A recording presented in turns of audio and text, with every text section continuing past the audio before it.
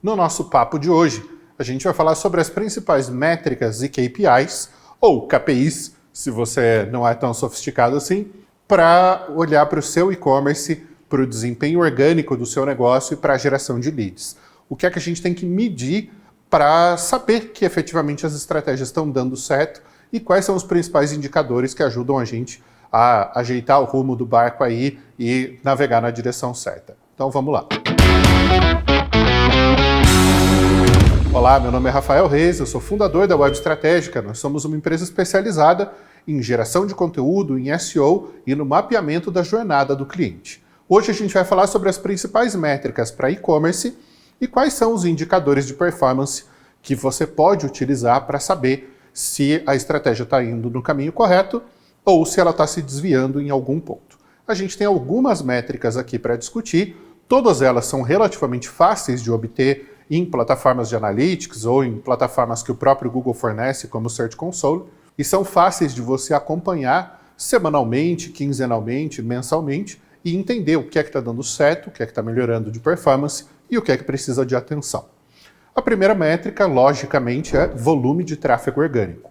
A gente tem falado que o benchmark no mercado está em torno de 28% para um médio ou grande e-commerce, esse número baseado aí nas 500 maiores lojas do Brasil. Então o número desejável estaria um pouco acima de 30%, né? Sabendo que a média está em torno ali dos 28%.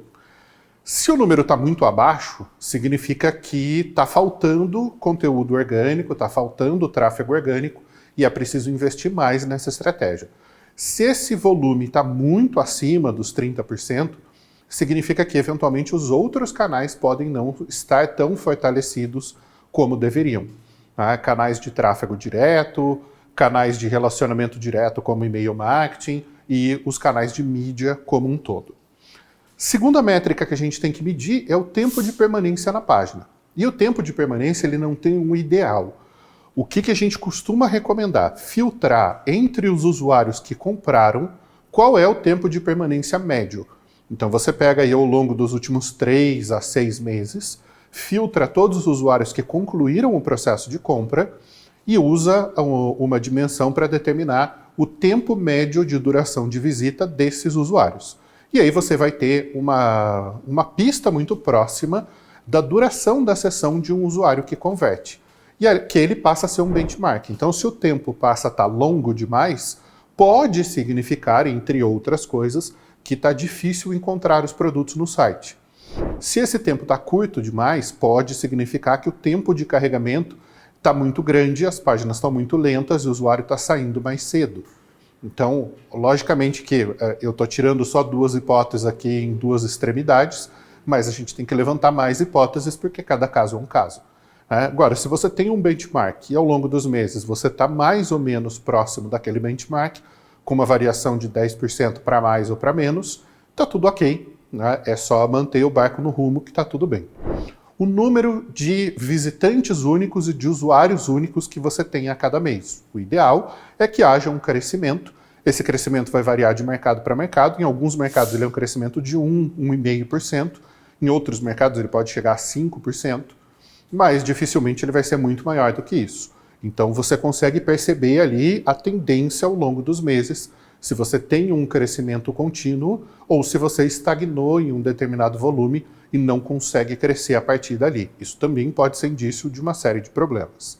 O número de visitantes de retorno, ele é uma métrica bem importante no e-commerce porque ele ajuda a aumentar o LTV, o Lifetime Value desses clientes. Quanto mais os clientes retornam, maior a possibilidade deles fazerem novas compras e da gente estar conseguindo uma fidelização daqueles usuários que descobriram o e-commerce.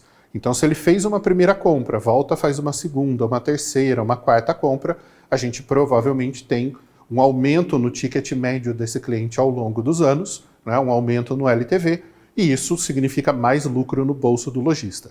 Então, esse é um número para ser controlado de perto, o número de visitantes de retorno. O bounce rate, ou a taxa de rejeição, é uma outra métrica fundamental para ficar de olho, porque toda vez que essa métrica cresce, as vendas caem.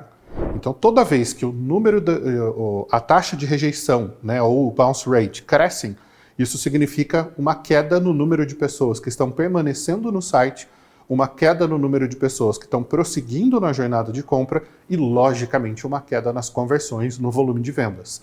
E isso pode ter várias razões. O servidor pode estar lento, pode estar com sobrecarga, o banco de dados pode estar com algum problema precisando de backup ou de uma limpeza, de uma otimização, algum aspecto de programação no site, algum plugin novo que foi instalado ou alguma feature pode ter deixado o site mais lento. Já vimos casos em clientes, por exemplo, de uma ferramenta de atendimento que usa algum script externo e aí deixa o site muito pesado. Ou de alguém que vai instalar, por exemplo, o Hotjar, faz essa instalação mal feita, coloca em várias páginas e aí é uma ferramenta muito pesada, consome muito recurso e vai deixar o site mais lento. Você pode usar em pontos estratégicos, em momentos estratégicos. Mas se você usar ferramentas externas muito pesadas, que consomem muito processamento, você vai acabar impactando nas suas vendas. Então, no intuito de melhorar uma métrica, você acaba prejudicando outra e aí o resultado não é bom. A posição média para palavras relevantes. Aqui a gente começa a entrar em métricas competitivas. Então, você vai determinar ali o seu campo de concorrentes, de 3 a 5 concorrentes que você vai monitorar de perto, mas bem de perto mesmo, vai entender quais são os 20 ou 30 principais rankings desses concorrentes, e aí você vai monitorar isso de perto para entender a posição média deles e a sua posição média frente às posições deles. E entender se você está ganhando espaço na distribuição das buscas ou se você está perdendo espaço. Aquilo que o mercado mais estratégico chama de share of search, né? A fatia do bolo de search que você tem no seu mercado. Então, se a gente pegar, por exemplo, os 3 maiores pet shops do Brasil, eles têm ali 80% do mercado pet online. Se um deles, por acaso, cresce 5%, ele necessariamente tirou esse 5% de outro. Então você tem que estar monitorando isso muito de perto para entender quais estratégias os concorrentes estão utilizando que estão fazendo eles crescerem e quais estratégias você está utilizando que estão te fazendo crescer. Então as métricas competitivas aqui passam a ser muito importantes.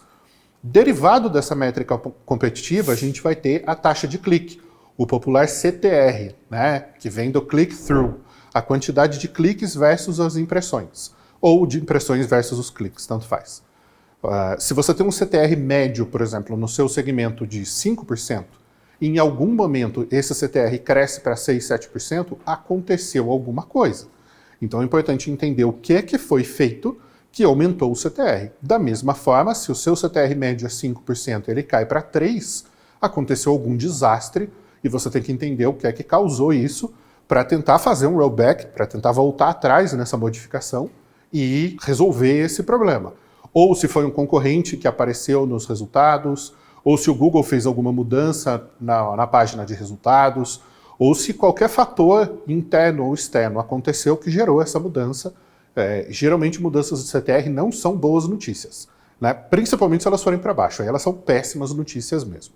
O volume de links que você tem, então se um e-commerce tem muitos parceiros ou trabalha com muitos influenciadores, com blogueiros, com fornecedores de conteúdo externos, ele tende a ter um volume de link relativamente grande e crescente mês a mês.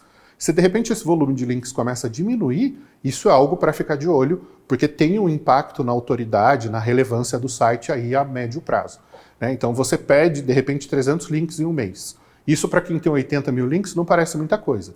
Mas se você perde 300 links todos os meses, depois de um ano você perdeu 5% dos seus links. E aí isso tem um impacto, e esse impacto pode não ser interessante na hora que ele se apresentar em termos de métricas. O volume de vendas via orgânico, né? Aí a gente está começando a chegar em métricas comerciais, olhar efetivamente para o resultado financeiro.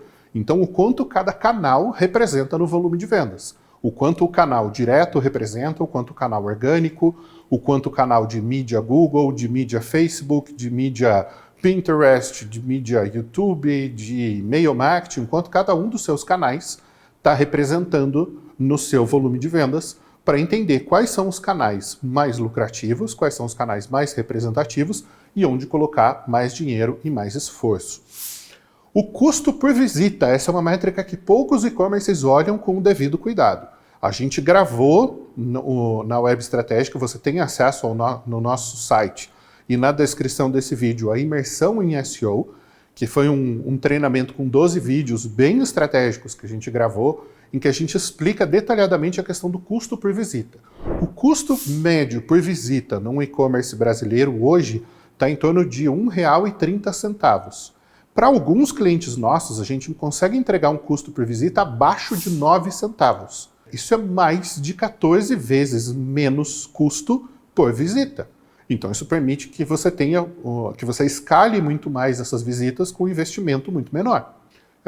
Em outros mercados, esses custos variam bastante. Então a gente tem clientes, por exemplo, com custo por visita de 30 centavos no orgânico e de R$ 2,00 no patrocinado. Então é importante entender aonde você tem o menor custo por visita, porque ele vai impactar no custo por lead e no custo por venda. E aí a gente chega na última métrica importante para monitorar, que é o custo por venda no e-commerce. O que é o custo por venda? Você pode fazer ele de uma forma grosseira, o seu total de investimentos em marketing versus o seu total de vendas, e divide um pelo outro, ou você pode fazer de uma forma mais sofisticada e fazer isso por canal. Então o custo por venda orgânica, o custo por venda direta, o custo por venda patrocinada, o custo por venda com influenciador, o custo por venda com afiliado, e aí você tem uma medição bem precisa de quanto custa fazer cada venda, de quanto é aquilo que as startups chamam de CAC, o custo de aquisição de cliente, dentro do contexto do e-commerce. Isso vale também para quem gera lead. Então você pode monitorar o seu custo por visita e o seu custo por lead, mesmo que você não faça a venda direta no online através de um e-commerce. E aí você tem um conjunto de indicadores bem interessante que você consegue monitorar semanalmente, quinzenalmente, mensalmente, e a partir de informações que esses indicadores te dão, levantar hipóteses, fazer testes, fazer otimizações e aí trabalhar numa linha de pensamento mais alinhada com growth marketing e com estratégia de crescimento recorrente. Essas são os principais indicadores, aquilo que o mercado chama de KPIs ou KPIs, né? E são métricas fundamentais para você monitorar. Boa parte dessas métricas você vai coletar nas próprias plataformas de analytics.